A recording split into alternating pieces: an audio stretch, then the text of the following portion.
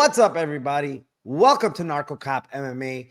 This is the Lambo Plays podcast, episode 79, UFC 296. I am here along with my co-host, Timothy Troiano. Timothy, are you ready for the last card of the year? We got 3 weeks off. Some time to reflect, some time to refresh. And are you ready for this card? I am, man. I'm pumped. I think there's some really good banger fights. There's some good matchups. I'm really excited. How about you? Yeah, I mean, last card of the year, 3 weeks off. I guess I needed it. Honestly, I need these 3 weeks off. I've had a great year. The one thing I do want to say before I even go on to the chat and everything else, guys, please do not force bets on the last card of the year just because you want to reach a certain milestone, just because you want to reach a certain number of units.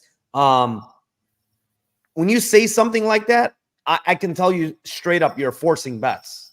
I mean, it is what it is. You're trying to get to a milestone, so you're forcing bets, which is not a good idea, right? You want to make bets based on what you see, based on what you have in front of you, and not that you want to reach a milestone, so you have to make all these bets. It could go very wrong, and then you can end up on the other side very, very bad. So with that being said, happy holidays to everybody in chat, the best chat in the world. Already 90 people in here. They are blowing up already. Dumpy in the house. What is up, my man? Actually, he's at work, he said, but he left a little comment. Appreciate you, my man. Dixon, what is up, man? I'm happy that I'm back. I'm happy that I'm back with my buddy Tim. Thank you very much. Mark Frost, what is up, my man? Mushroom MMA in the house. The Clan Brady, one of my favorite parts of the week is listening to this pod. Can't wait for the tomorrow night. A lot of fun fights. Thank you, man. Appreciate that. Nevro, what is up, my man? Can we make some Xmas strip club money, please? I don't know if I'm going anywhere near there, but you guys can make some extra strip club money. I might not be awake by the time the Lambo starts. I just want to say this is by far the most profitable and well-analyzed MMA shows in the business. Only sharp minds need apply. Thank you very much for the comment. Appreciate you, Nevro. Victor De Jesus, what is up, my man? Let's cash those Lambos. Sergio B, what is up? Time to cash. Kristen, as always, in the house. Let's piss those bookies off once more before 2024. You're damn right about that. J888, Narco and Tim are goated. Let's finish the year off with a bang. Appreciate the kind words, my friend. DC in the house, hyped for this card. Melon JS, what is up, my man? Craig Crowley, what is up? If this is a profitable week, I'm going to UFC 297. Let's go. Craig, if it is a profitable week and you're going to UFC 297, then there's a link down below to gotstubs.com where you use my code NARCO and you get a percentage off your ticket. So let's go. Luke McCann, what is up, my man? This is the week for the Lambo Parlay hits. I hope you're right. This is the last one for the year, so we'll see what happens. DA07, unrelated, but someone please tell Sean Orr to do his own show on YouTube. Guy's naturally funny. He would pull viewers up. We will tell Sean that. I don't think he wants to do it, honestly, deal with YouTube. Guy is very, very busy. Joshua Frick, what is up, my man? What is up? Kiwi Brew in the house. Landon Warner, I've been itching for this podcast all week. Thank you very, very much. Appreciate you. St. Stephen is in the house. Let's freaking go, my man. Kevin Clonin, also here. My goodness, we got a lot up here. Lewis, let's get that money. Kez says I joined. Thank you. D. Hibbett says I joined. What is up with this? All this join. What is this? All right, they joined. What did you guys join? You just subscribe to my channel. Is that what you're saying? What's up, boy? Pedro Ortiz, Cody Duran just said on Twitter, Tagir has a staph infection on his back. Seems like fight's still on, but just a heads up. Wow, that's weird. Cody Duran said that? Guys, what is up with this join stuff? I'm so confused. Is that because they joined from Twitter maybe? They're watching on Twitter. That's what it is. All right, I get it. Let's fucking go. Cheeky elbow. Best part of the week, says Nick Juarez. Carlos, let's go. Jesus Christ, 132 already, Tim. What is up, my man? Eagles, 1985. No Saki for me today. No Saki. Mark Schillenberg, what is up, my man? Yes, I am very festive. Look at this. Lights, elf hat. There's a Santa behind me. He's watching our back. C-Wiz in the house. Glenbach, Christian, Ishuzeyo in the house. Narishi, I hit my milestone last week. That is very good. Christian, we're second setting records this week. We definitely are. My God, I can't keep going. MMA Locksmith, what is up? And everybody else, J. Cole, Nendel, EHG, Traps, let's fucking go. 131 in here, Tim. That's enough. That's way too many. My fucking voice is gone already before the show even started. But we will start out with the first fight of the night. It is in the heavyweight division. It is the 11-0 Shamil Gaziev versus the 13-1 Martin Buday. Timothy, a week off. We're back. You better start off with a bang. Yeah, so I mean, I got a few on this one, but they're all kind of connected. They're all interconnected. I think that I have a weird feeling that this fight goes decision. And I just, if Shamil doesn't, I mean, I think there's more finishing side. I know that Shamil looked kind of gassed at the end of his fight in the Contender Series, which is a lot of the narrative people are talking about this week. But I don't know. If Buday's chin holds up, I think the striking for Shamil is quicker, better, just in general. Typically as well, Buday, other than his last fight or two where he's been more aggressive, he hasn't really done that much. Like, he's been kind of a guy that'll coast into a fight and doesn't do very, very much. I'm not sure that there's going to be as huge of a grappling edge for Buday in this fight as well against Gaziev. So I'm going to take a shot. This is going to be a butthole. It's going to be clinched on this one. I'm going to take a shot at Shamil by points, by decision, is plus 550. And, Shamil by split is 16-1. I do think that there's a possibility that he could get clinched against the cage a little bit, and maybe Buday has some success there. So yeah, I think goes to decision would be nice, but if it goes to decision, we'll take the Shamil by decision at 550 and ends by this split decision is 16-1 for him. End split is even 7-1, which isn't bad. Yeah. I'm on the opposite side, honestly. I don't think this fight goes. I'm kind of perplexed why the line's so low, but maybe that's part of the reason. Both guys kind of gas, but man, this guy Shamil gas is very fucking bad. You watch him in that interview after he won that Contender Series fight, and the guy's huffing and puffing. He can barely talk, and that was half a round. Listen, the thing is, like, Gaziev is early is dangerous. I think he has the better hands. He's got more power. He's probably a little more athletic. But as the fight goes on, like, this guy's cardio is shit. And yeah, Buday's cardio is not the best, but it's definitely better than this guy's. And I kind of lean like Buday late round props here, man. At round 2, round 3, it's 950 and 1600. Okay. And I'm sprinkling the sub 2-3, Tim. It's plus 1400. And the reasoning here is I feel like Gaziev is the type of guy. I watched that Krylov fight, Kirill Kornikov fight or whatever. He goes 3 rounds with the guy. And when he's tired, he's shooting the sloppiest fucking takedowns, bro. Like, really, really bad. And I just feel like Buday can turn it around on him and get on top. And he's a brown belt in BJJ. Like, he goes for those Kimuras. We saw it against Parisian. The Parisian fight, he didn't go for the takedown. Parisian went. He ended up on bottom, and he eventually got the Kimura. I think this guy is the same shit. He's sloppy as shit. Holy shit. Glenbot said Kimura's 25-1. I'm probably going to play that, dude. I'll be honest with you. I might play that on, what's that site? BetMGM. Yeah. I might. Let me just see his sub prop real quick. Is it? Yeah. 700. I think if he gets him, it's probably by Kimura. He's not getting like a rear naked choke or anything. He's not going to go for an arm bar. I doubt it. Like, it's Kimura. That's what he likes, right? So yeah, man, I think Buday late here is a thing. It's 950 and 1600. I know people are saying, well, his cardio is not that good as well. He couldn't finish, a tired, what's that guy's name? The middleweight. Fuck, I'm drawing a blank. I hate this. But he couldn't finish Jake Collier when he was dead tired. I get it, but Collier pushes through more than a Gaziev would, honestly. This guy his cardio is shit. So, yeah, round 2, round 3, 950, 1600. And I'm sprinkling the sub 2-3 at 1400 here on Martin Buday. Moving on. Fight number 2. It is in the featherweight division. It is the 22-10 Andre Fili versus the 14-2 Lucas Almeida. And this one's mine.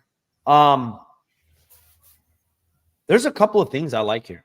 First off, I think Lucas Almeida by decision, and I said it in my Discord, plus 750 is a crazy line. It's crazy line in my opinion. Andre Fili, extremely hard to finish. I think he's only been finished a couple of times by KO. The guy gets hurt, yes, but he recovers, man. He knows he's a vet. He recovers. But the other thing with Andre Fili is he fights very close, Tim. In all of his fights that go to decision, it's like back and forth. You know, it's never like a clear cut. Look at this. In the UFC alone, okay? We're looking at this in the UFC alone, right? In the fights that have gone to decision, he's gone 4 times by split. 4 different times this gentleman has gone to split decision. Almeida, I think, is going to land the harder punches, but I think like Fili can get some takedowns. You know, he can mix in the takedowns. I don't know if he can control Almeida that much like Almeida's past fight, because I do think Almeida does a decent job digging underhooks and stuff. So I think this fight might be standing for the most part. I mean, Almeida decision 750. Fight ends in split, or Almeida split is 2,500. Almeida split is 2,500. So, yeah, man, I just like this fight probably going to decision. You know, Almeida side a little bit here at 750, I think is a little off. The other side, I mean, I don't know what his decision's at, to be honest. If you do like that side, I like this decision prop as well. You know, it's better than KO. I think it's better than all those. It's 240 only. So, yeah, I'm not in love with it. I like the Almeida side, honestly, and split decision here. Yeah, that's a great breakdown. I think I have end split just to play it safe at plus 750. I think that line is like $2.50 off at least. I mean, like plus 5. I was expecting like plus 500 for this fight. I just think that they're taking way too much like Almeida KO as his way to win, like you were saying, and I don't know why. I mean, he doesn't punch like, I mean, Joe Anderson Brito is like, he fucking hits like a truck. Like, I just don't think that this is a similar type of archetype fight. I mean, I know Almeida is dangerous striker and he does hit hard, but yeah, I just don't think that this is a, you know, bonks him and just gets him out immediately. He does fight through adversity, like you said, and he always does fight close. So end split plus 750 is a really great line to me.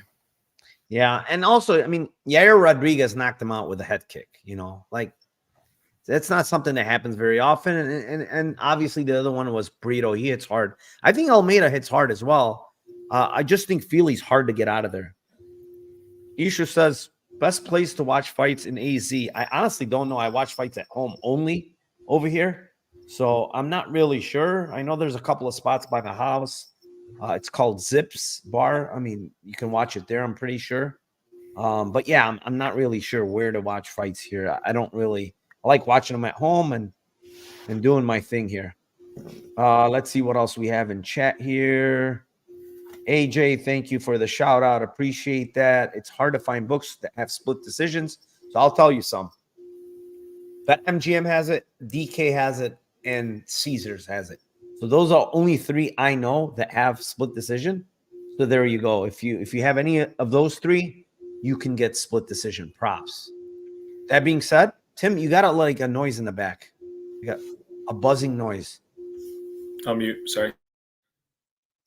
Yeah, it's gone. It's coming from you for sure. All right. Fight number 3. It is in the flyweight division. It is the 14-2 Tagir Ullinboekov versus the 16-4-1 Cody Durden. And this one's yours. So I think Tagir by sub in this fight is good. I think that he's just a better grappler in general than Cody. And I feel also that Cody's gotten tired in his last couple fights and was able to just rely on guys just laying on their back and not doing shit to try to get up and push him. This is not this type of fight. I think Tagir is going to out-grapple him in this fight. I don't think that the grappling is going to cancel each other out and that they'll stand for the majority of the fight. But Cody's shown that in these type of situations against grapplers that have good jiu-jitsu and are proactively hunting for subs, that he's definitely there to be subbed. So plus 350 on sub, and I also think that if it happens maybe a little bit later as he gasses. Sub 2 is 1,200, sub 3 is 1,700. So I like both of those. Yeah, I think it keeps buzzing when you're talking. I don't know what it is. It's probably your mic. I think it's your mic. But yeah, I get those. I was back and forth on this fight, honestly. And the one thing that, on tape that continues to stick out is the fact that Cody Durden, he puts himself in subs. Does he get out of them? Yeah, most of the time he does. But he puts himself in these front chokes, these guillotines. And the one thing that I kept seeing over and over with Tagir Ullinboekov is he loves the front chokes and guillotines. Those are his favorite submissions. And the other thing is he's got very long arms, man. This guy's tall for the division. He's got those long arms where he can sink in, those front chokes, those anacondas, those high elbow chokes. So, plus 360 on the sub on Ullinboekov, most likely early, but,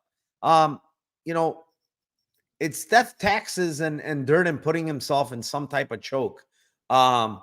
It's probably going to happen. It's just a matter of, can he fight out of it? Yeah, ninja choke, like Glembot said. Ninja choke, 100 to 1. The problem with ninja choke, I'll tell you what the problem is. They're going to call it something else, and then you lose the bet, because ninja choke could be like 2-3 different things. And I mean, Sean would know better, but I know there's, the ninja choke, I know what it is, but sometimes they'll call it Doris, sometimes they'll call it something else, and anaconda, and all of a sudden you lose your bet. So that's what sucks with that. But yeah, I like his front chokes. I think he might be able to land it here. Like if he gets a high elbow guillotine, man, it's going to be very fucking hard to get out of it. Like the one against Menes, he's not fucking getting out of that shit, man. He's going to go get put to sleep. So yeah, I think the sub prop here is pretty damn good. KO decision prop looks fucking good. Tagir doesn't have a single. Does he even have a fucking KO in his career? Nah, he's not getting a KO on there. Durden's too much of a dog, man. You're not going to KO him. I highly doubt that. What is this staph infection? Everybody's talking about this. Hold on a second. Dixon now says got staph. He's going to death gas. Durden 2-3 KO. Man. If the staph infection is a thing, then probably sub 1, like just go for it early, right? I don't know. I mean, I don't want to speculate. I don't know. Cody's saying that. Why the fuck would Cody say that on social media? It's so weird. Because that could jeopardize the fight, right? They could pull the fight and then he loses money. Yeah, it's a weird thing, man. I wouldn't want to fight a dude that has staph infection. Yeah, like it's fucking really weird. I don't know if it's true, but I have to assume that it might be, but I can't really take that into account, honestly. So I'm going to go Ullinboekov submission plus 360, most likely early if it does happen. Moving on. Fight number 4, it's in the flyweight division. It is the 9-1 Casey O'Neill versus the 16-8 Ariane Lipski. I have a bet on Lipski. I like Lipski in this spot. I think her takedown defense has improved. She's still very young. She looked very good in her last couple of fights. She's the much better striker on the feet. She's more technical. She hits harder, in my opinion. But Casey O'Neill is a dog. She's going to come forward. She's going to throw a lot of volume. I don't know if she will or will not wrestle. That's a question. She probably should, right? Because she's probably going to get pieced up on the feet. The thing is, if she does get the fight to the ground and she does get to these advantageous positions, she can definitely finish the fight. And I think if she finishes the fight, it's most likely via ground and pound. Now, I have a bet again on Ariane Lipski money line. I think she's a side. I think she's going to stuff takedowns here. But, and a big but, if this fight hits the ground, I think Lipski can get finished. Like, she has 4 KO losses, right? Let's not forget that. 2 of them are via ground and pound. And if you look on the opposite side, Casey O'Neill has a lot of ground and pound finishes because she's very, very nasty on top. With that being said, KO 2-3 is 1,000 on Casey O'Neill. I really like that side. I don't think it happens early. I don't think it happens in round 1. I think it's most likely 2 and 3. And the 2 that were ground and pound that she lost were in round 2. Right, Tim? And Casey O'Neill's ground and pound wins are in round 2. So it's like everything is aligning here. If that happens, I think it's 2-3. It's plus 1,000. Again, I like the Lipski side, but if this fight hits the ground, it's going to be bad news for her, in my opinion. So that's my little hedge there. It's 2-3 KO on O'Neill. It's plus 1,000. I don't think she does it on the feet at all. I think it's on the ground if it happens. What do you have here, Tim? Yeah, I mean, I agree with if you're on the O'Neill side, I think that is definitely a possibility. The Antonina Shevchenko fight is just such a huge red flag for Lipski in this. I mean, like, she's just not good on the ground, gets a positional TKO, really dominant position. So, yeah, I think that O'Neill could definitely get that as well. I'm gonna go like the trifecta with Lipski points, end split, and the split decision on Lipski. End split is plus 400. Lipski decision is like plus 260, and Lipski split is plus 1,100. I just think that there's a chance, like you're saying, where just volume on the feet is O'Neill's thing, and then if she doesn't get takedowns and get position, I think that this fight is Lipski's to lose. But I do think that she could lose on a volume edge. I also think that she could lose rounds at the end of the round by getting taken down, like you're saying, if she isn't able to keep the fight on the feet. So, yeah, I mean, I just do the trifecta: Lipski points plus 260, Lipski split plus 1,100, and end split at plus 400. Yeah, man. I mean, that last fight against Gato, I was honestly impressed because Lipski defended takedowns. She looked really good. She actually got a takedown of her own. And the same thing with the Aldridge fight. The Aldridge one was really good. She got takedowns. Can she get all volume? Yeah, Casey O'Neill throws a lot of volume. But, dude, the optics, here's the thing. Here's the other thing. Ariane Lipski has been bloodying up her last couple of opponents. Like, she's been busting them up. Casey O'Neill got her nose busted against Jennifer Maia. She had to have surgery. That's why she didn't fight our usual. She had surgery on her nose. That nose is, bro, it was surgery I don't know, how many months ago? 4 months, 5 months ago? That nose is going to get busted again, dude, because she has no defense on the feet. Yep. So if her nose busts again, the optics, it's just bad. I don't know, man. I think the optics are bad. I think Lipski's definitely a side at these prices, money line wise. But like I said, the hedge on O'Neill is the KO 2-3 in my opinion. I think she might be able to get there in later in the fight. With that being said, we will move on. Fight number 5. It is in the bantamweight division. It is the 13-5 Cody Garbrandt versus the 24-14 Brian Kelleher, and this one's all yours, Tim. Go ahead. All right, we were talking about this one before the show. Cody Garbrandt has been trying to wrestle and grapple a hell of a lot more in his last few fights. Whether or not that's to protect his chin, we don't know, but all we do know is that he's definitely trying to control people and waste a little bit of time on the ground and just grapple them. And basically he's not a submission grappler, hasn't gone for one, but he's fighting Brian Kelleher. Brian Kelleher also has the the Charles Johnson hair. Did you notice that? He's got the thing in the back, the shaved head in the back. So man, I just think there's a Garbrandt by sub on FanDuel is plus 1,400. To me, it's just I don't even need to see him. I know that he's never gone for subs and he has 0 subs in his career, but it's based upon the methodology of how Kelleher loses. And like when he starts getting hurt or when he starts not wanting to fight, he just says, "Here's my neck, please take it, and I will tap you."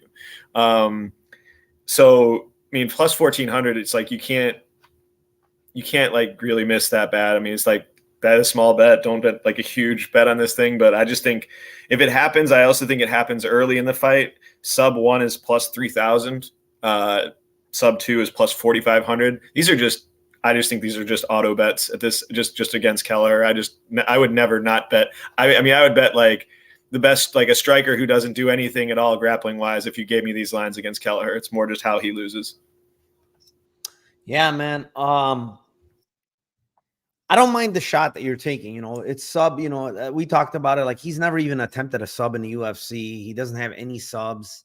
I feel like he's more like control type of wrestler. Like he doesn't really even advance positions. And obviously Kelleher has been subbed many times. He's very hard to KO, by the way. Extremely hard to KO. You know who's the only guy to KO him? John Hands of Stone Lineker, the only guy that KO him.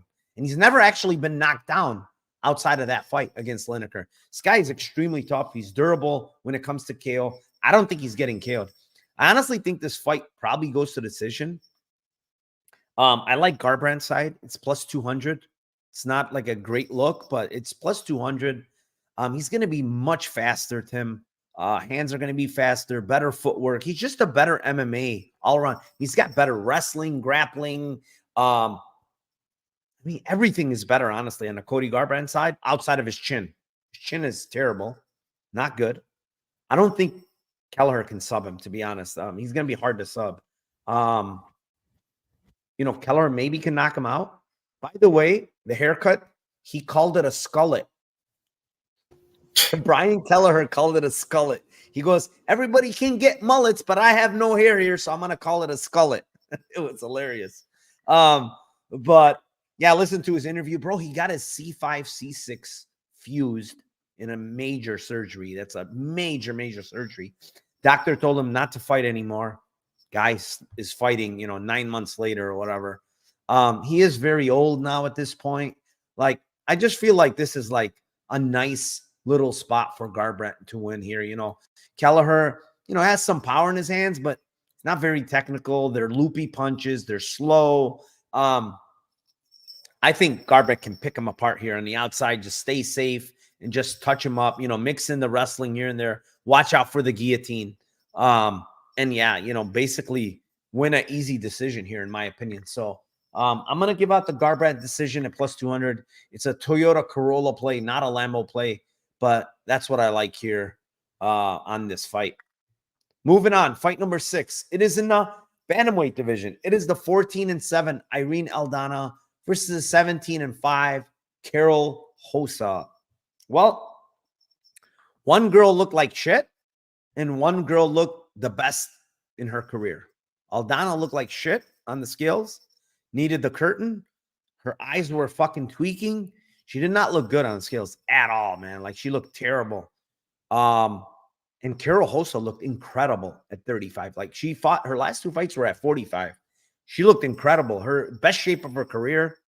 I just think this is a 50-50 fight. Like, I don't understand why Irene Aldana at this point of her career is a minus 200. I mean, last fight, guys, or 2 fights ago against Macy. For last fight, she just got destroyed. But 2 fights ago against Macy Chiasson, she was going to lose that fucking fight if she didn't land that up kick. She was on her back, ready to lose the fight against Macy Chiasson. And now here we are. She's minus 200. And a tough weight cut. And coming off, an absolute beating, right? Did she not get beat up for 5 rounds against Amanda Nunes pretty fucking bad? 6 months ago? She got her ass beat for 5 rounds, and now all of a sudden she's minus 200. Now, I like the Rosa side here, but Rosa's not a girl that pulls away from anybody. So split decision is the only thing I can find here. It's plus 350. It's low, but it kind of fits the bill here, man. Like, I don't think Rosa's finishing Aldana. Aldana's tough to finish. And I also don't think Aldana's going to finish her, to be honest. So plus 350 split, something to look at here. I am on the money line for Karol Rosa because I do like that side quite a bit. Yeah, man, I kind of agree. This fight reeks and split to it. Just women's MMA. Gonna be pissed if you're taking a shot on money lines. I think money line, obviously, like you said, Rosa's probably the side. She's fought up a higher weight class. Aldana is just, I don't know. She just looks like sometimes she doesn't want to be there. I was thinking that the KO might be there for Aldana before I saw or heard about all of the weight, how she looked on the scales. So yeah, I just think it's kind of like the books know, and they're putting out a shitty line on it just because they're pretty sure that it's going to do that, go and end by split. So if you want to take a shot on them, on one of them that ends by split, they're probably like 8 or 9 to 1. So that's not bad. All right. 196 people in here. We capped up to like 207. How the hell do we only have 43 likes? What is going on, guys? All you have to do is click that button. Boom. Like. That's it. Not asking much. Just click that like, guys. All right. Let's move on here. Fight number 7. It is in the light heavyweight division. It is the 14-3-1 Alonzo Menifield versus the 19-7-1 Dustin Jacoby. Tim, this one's yours. I'm prepared to have this one piss me off. Dustin Jacoby can take his foot off the gas on guys, but I kind of think that the pick would be Jacoby by decision, but I'll take a shot on him KOing him late. KO2 is plus 800. KO3 is plus 1,000. I think he's just a better striker in general, and just Menifield, I don't know. I just the William Knight experience to me. I just feel like Jacoby's just better in general. So give me Jacoby late round 2-3 KO. Yeah, man. I kind of feel like Menifield has turned a corner, honestly, with his cardio. Because when I watched the Crute fight, the first one, yeah, I mean, he kind of got dominated late, but his cardio, that was an insane pace.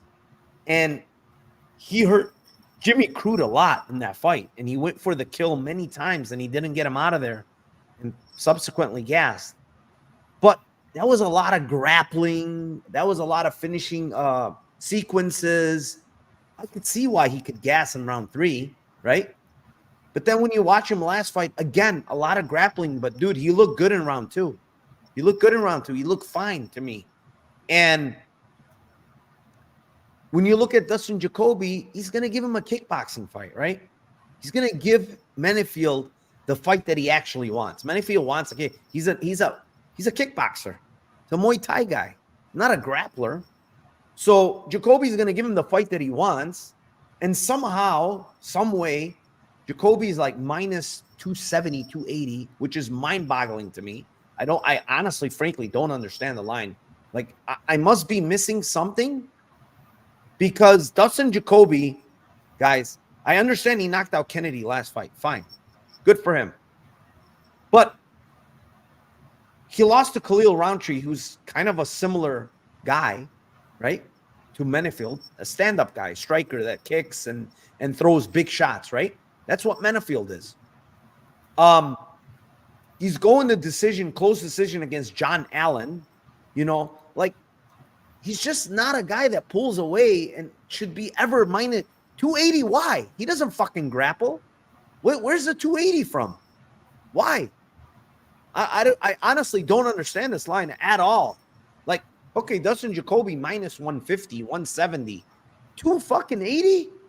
For what reason? I don't get it at all, man. But anyways, split decision here is 650. Okay. Menifield split decision is 2,200. I think Menifield has the power advantage here, for one. I think as much as Jacoby can kick him, he can fucking kick Jacoby just as much. And he could check him. He's got fucking tree trunk for legs. I just don't understand the line, to be honest with you. I really don't. I think Menifield is very live here. Big plus money number. I like the split. I don't think Menifield pulls away or anything, but this fight's close. And split decision is 2,200 on him. Fight ends in split is plus 650 here. I don't know, man. I know he hurt Allen, but go watch the fight. It's a very close fight. A very fucking close fight against Allen. I don't understand this price at all. Like I really don't. Like the two guys he knocked out early were Daun Jung and Kennedy and Jacoby. And Darren Stewart, early. Outside of that, all these fights have been really, really fucking close decisions. I know they say unanimous, but they're like 29-28, 29-28. You know, they're all close decisions, one on close margins. They're not minus 280, 290. You know what I'm saying? It's really weird to see that. And to top it off, guys, like Alonzo Menifield's only been knocked out once in his career. It's not like this guy's been chinned a million times. Like, okay, Jimmy Crute doesn't hit very hard, but he landed some big fucking shots on him. You know, I don't think like this Alonzo Menifield chin or something like that. I think it's overblown, honestly. I really do. And I think in a kickboxing match, like a straight up kickboxing match where there's no grappling, I don't think Alonzo Menifield gasses that much. So, yeah, I mean, I like the split. I like the plus 2,200 on Menifield. You know, if you want to hit the Menifield decision, whatever, I like this fight to go in general and be close. Let's move on here. Fight number 8. It is in the featherweight division. It is the 18-4 Josh Emmett versus the 16-1 late replacement Bryce Mitchell. I like the Bryce side here, man. I think he can get Emmett down. I think he could get Emmett's back.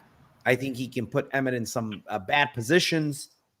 His submission prop is 400, but I would venture off to say it's going to be sub 2-3. And sub 2-3 is plus 800. That's where I'm going here. I like the sub prop. I like the sub 2-3, 800. You know, Bryce can get chinned, honestly, because Emmett hits very, very hard. But this is going to be the best grappler that Emmett has faced as far as submission grappler. And to top it off, like, yes, when you look at the stats, Bryce Mitchell only has one submission win in the UFC via twister, right? But when you look a little deeper, this guy has a ton of submission attempts in the UFC. So he's getting close because they're giving him a sub attempt, but he's just not getting it. He has a lot of them, guys. He has a lot of sub attempts. And I think subs are going to come for this guy because he's relentless with his wrestling and he's relentless with his sub attempts. So, yeah, 400 and, you know, plus 800 for 2-3 sub. What do you have here, Tim? The exact same thing. Got same exact reasons. Just think that, and I also, like you said, man, if he doesn't get takedowns, I think that he could get bonked and be, you know, just murdered on the feet. I think his striking is kind of wild, and he tries to just set up his takedowns, huge overhand right to get in the range and then get you down. He's one of these cardio bullies too, so he's gonna just get you with pace. So yeah, man, I'm in the exact same sub plus 400, sub 213, sub 3 is plus 21. If you want to combine them, it's the plus 800. Love those both. Yeah, I know Emmett's strong, man, but he's fallen off a cliff. He's looked really, really bad, in my opinion. Like he survived Topuria, but he looked like shit. Like he looked bad. He looked bad against Yair, where he got triangle choked. Like he looked bad. He has not looked good lately. He's honestly fallen off a cliff, in my opinion. Also, of note is he was preparing for a striker, and now he got a grappler. So who is it going to be harder on? It's definitely going to be harder on Emmett, in the sense that, you know, yeah, Mitchell hasn't prepared for a fighter, but Mitchell's going to do what he does every fucking fight. He's going to grapple. That's all he knows.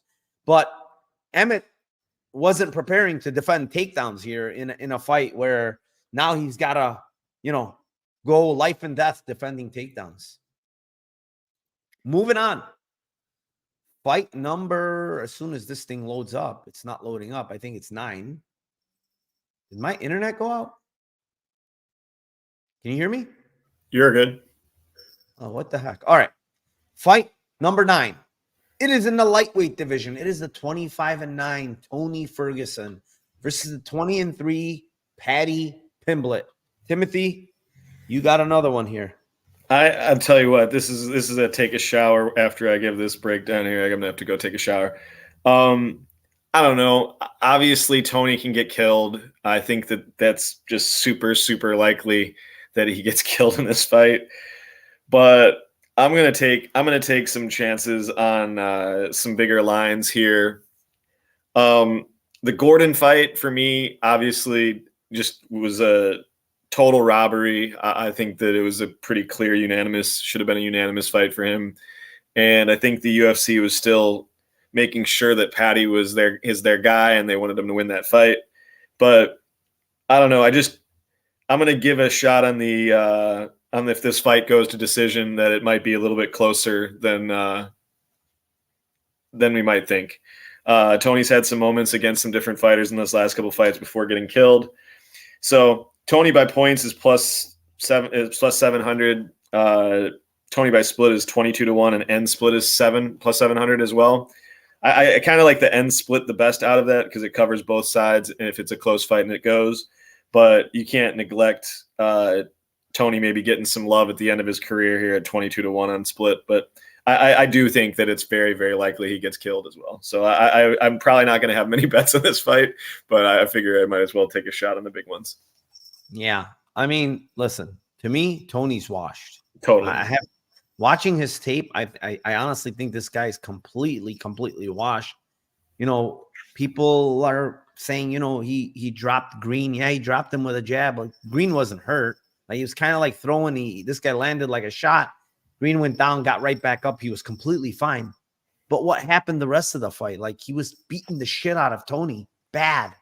Like, really bad. And I'm not comparing Green to Paddy because I think Green is like miles of a better striker. But I do think Paddy throws very hard. And I think he sits down on his punches more than Green does. And I think this guy's ready to get knocked out again. Honestly, I'm going to tell you that right now. Like, I honestly believe that Tony Ferguson's going to get knocked out. It could be one of those mercy stoppages where the ref is just like, that's enough. But listen, it's not by accident where a fighter that has never been finished, right? He was never finished in his UFC career, right? And then comes and he's been finished 4 times, guys. 4 fucking times in the last 6 fights. This guy was never finished before. And now 4 of his last 6, he's been finished. That's not coincidence, man. This guy is absolutely washed. I'm sorry to say it like that. The truth is the truth. And the main part of all this is when you look at the picture, UFC, what are they doing? Why are they giving Tony Ferguson to Paddy Pimblett? One, they love Paddy Pimblett. He brings the numbers. Dana White says it over and over and over again in his press conferences. The most watched fighter in his numbers, when they look at the numbers, the most watched fighter when he's on a card is always Paddy Pimblett. The interviews, the most watched interviews, Paddy Pimblett. He keeps saying that over and over again. Do you think they want this cash cow to lose? No. They're giving him a big name. Tony Ferguson, big name. But the washed up version of Tony Ferguson, right? And I know he lost against Gordon. I'm with you. But I also think Jared Gordon would kick the shit out of fucking Tony Ferguson. I know that for a fact too. So it's like, yeah, he was competitive at least with Jared. I think Jared Gordon would beat the shit out of Tony Ferguson at this point. So it's like, that fight means nothing to me. I don't care. It's a washed up version of Tony Ferguson.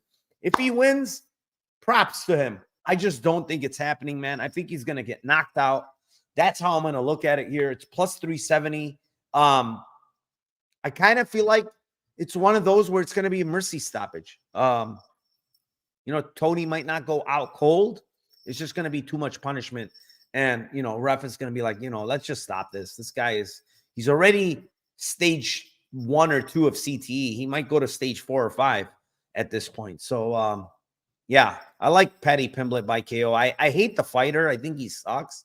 I think there's going to come a point where we're going to land somebody where we can easily fade this guy. I can't fade him with Tony Ferguson at this point. There's no way I can fade him with Tony Ferguson. Yeah, I mean, as you say it, it's just I said at the start my breakdown. I completely agree. I don't know. I'm being trapped by a number at this point, and I just don't. Yeah. I think. And I get it. And he's not easy to finish, and we hear all that. And Paddy's not like some big finisher, but man, the age gap, the punishment, the this, the that. Like the guy looks washed, man. He really does look washed, and. Like Paddy throws hard, man. Like he doesn't have technical striking, but I don't even think you need technical striking at this point against Tony Ferguson. Yeah. He's so damn slow. Yeah, he's literally slower than molasses, huh? He's super slow. Yeah, he's bad, man. He's bad. But it's Tony Ferguson fight week, and we're here for it. Moving on, fight number 10. It is in the welterweight division. It is the 17-0 Shavkat Rakhmonov versus the 17-6-1. Stephen Thompson. I love Rakhmonov. I think he's a great fighter. Everybody knows that. 17 wins, 17 stoppages. Kind of goes back and forth on KO and sub. It's 8 and 9. But here is the key to all this. Why I like this. I like the KO, by the way. It's plus 290. And I like KO 2-3. It's 700. Here's my reasoning for this. When you look at Shavkat Rakhmonov in his submission wins in the UFC, right? Alex Oliveira, he shot after he hurt him. Alex Oliveira stuck his neck in and he guillotined him. That's one. The next guy, Prazeres. Again, Prazeres initiated grappling. He subbed him.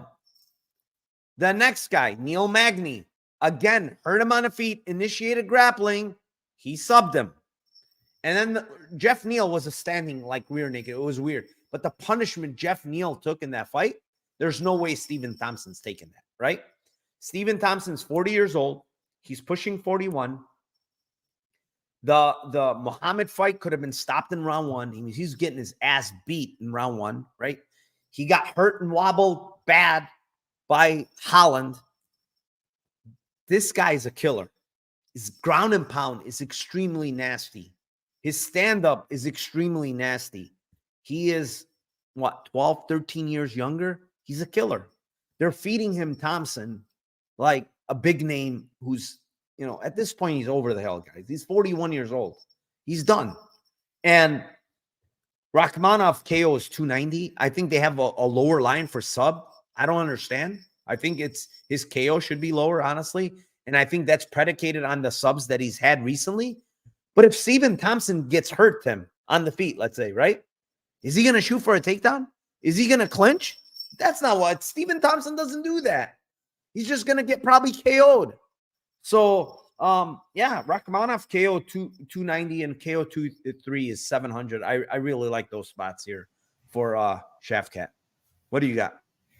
I have Shavkat round 2 and round 3. Just in general, I think it could be either way.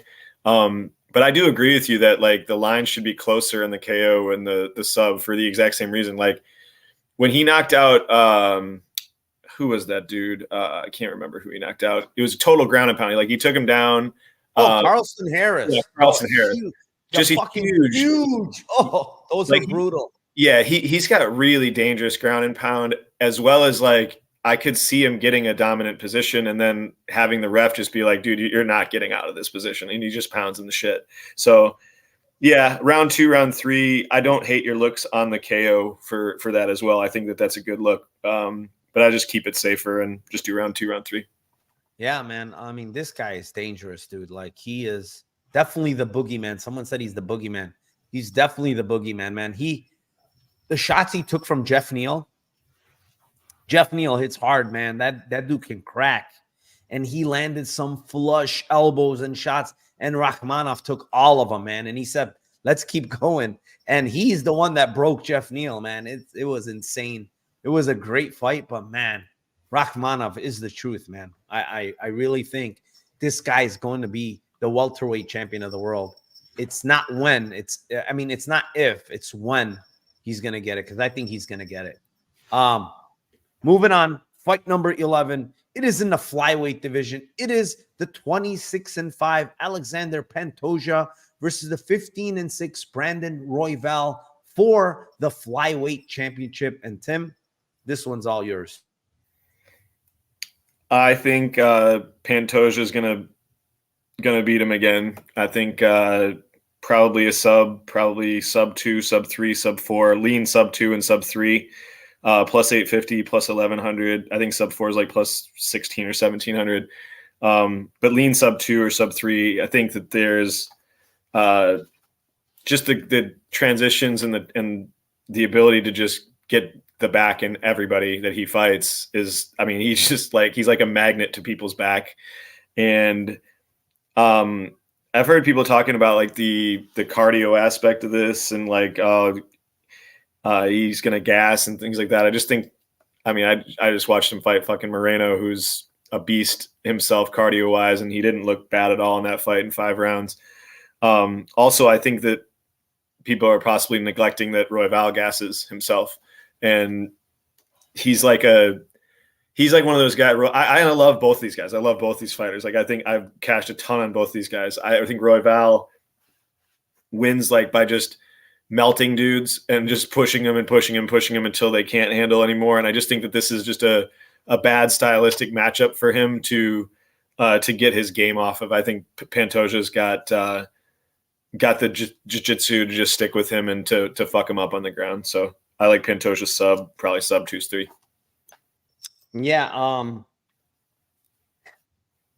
I think this fight hits the scorecards, man. I really do. You know what's wild is they got Pantoja. They got Royval. KO. Okay, guys. His KO is 350. Right? Let's take a step back a little bit. Pantoja's never been knocked out in an absurd amount of fights versus very, very heavy hitters, right? 31 fights, right? Manel Cape hits like a truck. Brandon Moreno hits hard. Davidson Figueiredo hits like a truck. Right? All these guys, Kai Kara France, he's fought. You know, all these guys hit way harder than Brandon Moreno, right? Royval. Huh? I'm sorry, than Royval, right? Yet we're seeing plus 350 on the KO, right? Completely off, completely wrong. Definitely off, guys. This is fucking stupid line. Let me give you another stat. Royval has 4 knockouts in his career. 2 are knees. 2 are by the knee knockout, which that can't happen. That has to be a low outcome, right? 1 is by injury, and 1 is his pro debut. Guy doesn't have hands to knock anybody out. His hands are not powerful. He ain't knocking out Pantoja. Put it that way, plain and simple. Pantoja, if anything, has way more power than he does. I think Royval is a dog. Last time he got him by sub, I don't think he gets him this time, honestly. I don't think he gets him by sub. I think this fight hits the scorecards. I think split decision at plus 1400 is live because the way Royval fights, everything is hectic. He's throwing a lot of shots, knees, this, elbows, and he makes fights like competitive, right? Even though his stylistics, like his style, his mechanics are not very good, but he has a hellacious pace and he throws like elbows, he's scrambling all the time. So it's hard to get his back. So split decision is 1400, Tim. Just split in general is 1400. It's a 5-round main event fight. That's a bonkers line, first of all. Then I honestly like Pantoja decision at 700. I like even Royval decision, if you like his side, at plus 1,000. How is Royval decision plus 1,000? Why? This guy cannot be, he's never been finished. Why the fuck is Royval plus 1,000? That's insane to me. His split, by the way, Royval's split decision is plus 3,000. If he's going to win, guys, in my opinion, It's by split. And it's plus 3,000. I played it. It's a no-brainer for me. It's crazy. Like, he's not going to – I don't think he's finishing – Pantoja, I thought, had bad cardio in the first fight. I thought he was breaking, blah, blah, blah. But when I rewatched it, and then I rewatched the Moreno fight, he literally had the same exact look in the Moreno fight, and he pushed 5 hard rounds, and he won the 5th round. Like, okay. Then and Moreno landed some huge shots on him in that fight, like big punches. This guy pushes through, man, and he's fought 5 rounds now. He knows what it's like. You know, Royval's fought 5 rounds too in the LFA, I believe it was, right? So I think he does have the cardio. I just feel like this fight's going to decision, man. It really, I really feel that. I feel split on either side is very good. They're insane numbers, guys. They're insane numbers. And I think this is going to be when, in this fight, when it hits split decision, everybody's going to send me those text messages. I never saw this coming. Plus 1,400? Are they fucking out of their mind? That's ridiculous. I really think it's crazy. In a 5-round fight where it could get hectic, it could go back and forth at certain points. That's like a worse. I'm not kidding. Like, that's like a worse split decision line than like Derek Lewis versus Almeida. Like, it's like comparable. Well, because they have Royval KO so fucking low. But you know what I'm saying though. Like, nobody in the like. How can you line the same line on end split with a fucking Jailton? I mean, it went to decision, obviously, but like Jailton Almeida versus Derek Lewis, and you're saying like it's a similar line to this. I don't know, bro. Heavyweights, both are killers, and both like I have no idea what they're thinking, but hopefully we make them pay with these lines, man. I hope we make them pay. 240 of you in here. Shout out to you guys. Happy holidays to each and every one of you. Smash that like down below, please. Subscribe to my channel if you haven't, and hit that notification button so you know when we go live here on my YouTube channel. Also, guys, before we go on to the main event, link is down below, gotstubs.com. Use my code NARCO at checkout. You get a percentage off your tickets, anything, whether it be football, UFC, concerts. If you're looking to go to anything, go to that link. You're going to get a percentage off your tickets, so you're going to get a better price than Ticketmaster or wherever else you're trying to get your tickets. Yeah, guys, link down below. Use code NARCO. And yeah, let's move on here. 241 of you in here. Appreciate you all. And it is time for the main event in the welterweight division. It is the 21-3 Leon Edwards versus the 17-3 Colby Covington for the UFC welterweight championship of the world. And I will kick this one off. I like the Colby side here, guys. I really do. I think Leon Edwards' get-up game has possibly gotten a little better after the second Usman fight, but he cheated a bunch of times in that fight. He got a point taken because he cheated, obviously. The other thing is Usman still got his takedowns. He got 4 of them. He just couldn't control him that well. And I think that's where Colby comes into play. Colby has better control than him. Second of all, Colby will chain wrestle the whole fucking fight. He will not stop chain wrestling in this fight, something that Usman doesn't do. The first fight against Usman, I mean, Usman was dominating that fight. Yeah, he landed a nice head kick in round 5. Congratulations. But Usman looked minus 600 in that fight. I honestly think Colby's going to push a pace that this guy hasn't seen before. I think Colby's going to land takedowns. I think Colby's going to be able to control him. I don't think Colby's going to be able to finish him. So with that being said, it's going to be that Lambo play. I mean, it's going to be that Toyota Corolla or used Lambo, whatever you want to call it. But it's a plus 260 on the Colby decision. I think he wins this fight. It's just something that he's never faced before. Like, Usman is a great wrestler, but he's not a chain wrestler. He's a guy that will attempt the takedown, and if it's kind of stuffed, he's just going to give up on it, and he's going to revert back to the striking.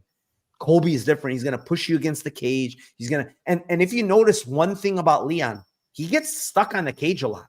He gets stuck on the cage a ton versus Kamaru Usman, and that is Colby's specialty, getting you stuck on the cage, man. Yeah, I like the Colby side. It's plus 260 by decision. Um, can I see like a round 5 finish where he breaks him? Honestly, it's possible. I'm going to sprinkle some of those myself, but I think it's most likely decision. What do you have here, Tim? I completely agree. I think that this is a really good spot for Colby to get his game off of Leon. I mean, like you said, against, I think Colby, even the comparisons with Colby and Usman, Colby's like a much better offensive wrestler. I think Usman's a much better defensive wrestler. So if you're talking about like why Colby doesn't match up well against Usman, is because he can't get him down. And so like you get Usman's going to just counter grapple and then fuck him up on the feet and I think that Colby's kind of he's just the opposite. He's not, he's not terrible defensively wrestling. He's pretty solid, but he's offensively very solid. His cardio and his gas is just relentless to keep going after takedowns after takedown. He'll cage push you until he can get you in positions. He'll hold you. Has no problem just doing a little pitter patter punches just to hold position. He'll fake like he's going to try to choke you out just to hold you. So yeah, Colby decision. I was thinking like Colby decision was going to be like 2-1. So anything over 2.5 to 1 on that is pretty solid. But like you said though, too, man, like the like 4-5, like I don't think it happens, but I think it's going to have to be like a play. Even like, I don't think it would be KO. I think it actually might be a submission if he got him later on. I think that he'll probably have some positions and might have his back. And the subline is pretty stupid for him this fight. He never gets him. So I think it's similar to the Garbrandt where it's like 13-1. So I think 4-5 by sub are going to be ridiculous lines.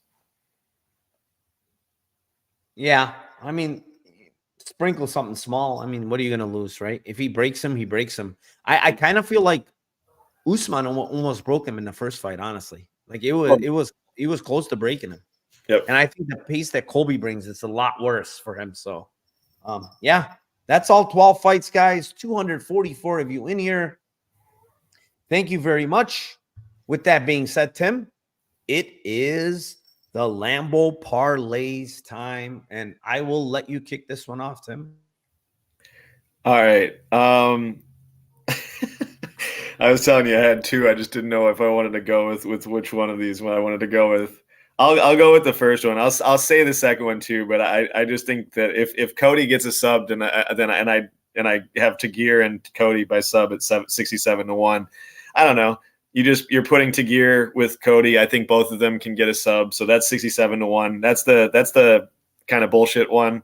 The real one I would go with would be Tagir, Pantoja, and Bryce by sub is 54-1. I think that's pretty solid. Just again, I think that all those guys have good grappling edges in their fights, and they're going to have sub opportunities in their fights. Whether or not they get them, who knows? Yeah. So for me, we're gonna go with the Shavkat KO and the Colby decision and the Pantoja decision. It is 104-1. 104-1. I think all 3 are very, very live in my opinion. 104-1 for those. Maybe we got something brewing for a Lambo parlay, guys. We might have something brewing. Tim, can you read back what yours were again? Yeah, I had Tagir, Pantoja, and Bryce by sub. 54. Pantoja and who? Bryce? Bryce by sub 54-1. Uh-huh. And then the second one was just Tagir and Cody by sub is 67-1. But that's a kind of a Cody Durden? Cody Garbrandt. Oh, Cody Garbrandt. Okay. 70 what? 67-1. 67-1. All right. All right, guys, that will do it. 12 fights, 12 Lambo parlays. I mean, Lambo plays, 2 Lambo parlays, actually 3 Lambo parlays. Tomorrow I will be going live for live spaces for the last card of the year. Appreciate each and every one of you for joining. 234 of you in here. Hit the like, subscribe on the way out, guys. And happy holidays to everybody. Enjoy the holidays with your loved ones. Enjoy the times off. And one last thing, Tim. Oh, no. Before I say one last thing, I got to cut it off. What do you have going on, Tim? Let the people know what you have going on for tomorrow or anything else. For sure, I will be in the live spaces with you. Love that every week. That's been a fucking cash cow for us this year, as usual. And then I'll be doing a spaces with Sean Orr at 1 Central Standard Time, just breaking down the last lines, what we see, if there's anything, valuable at that point. Awesome. Yeah, Merry Christmas. I'm not shy to say Merry Christmas. I mean, Merry Christmas to everybody, and Happy Holidays. Guys, one last thing on the fucking way out for the last card in 2023, and we'll see you back in 2024. Let's cash those tickets for UFC 296. See you all in a couple of weeks. Take care.